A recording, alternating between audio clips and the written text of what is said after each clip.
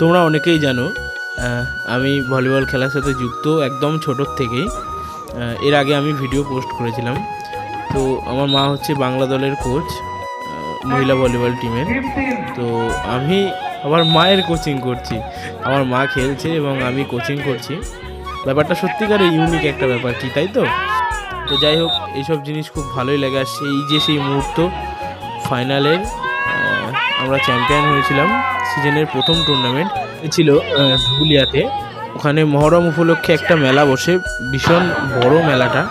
সেই উপলক্ষে মহিলা ভলিবল 4 দলীয় খেলা তারা অনুষ্ঠিত করেছে এবং আমরা তাতে চ্যাম্পিয়ন হই।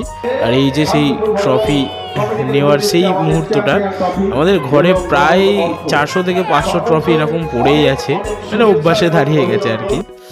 খুব আনন্দ করেছি। তো আমরা যাই বাড়ি, তোমরা সাবস্ক্রাইব করো তাড়াতাড়ি, বাই।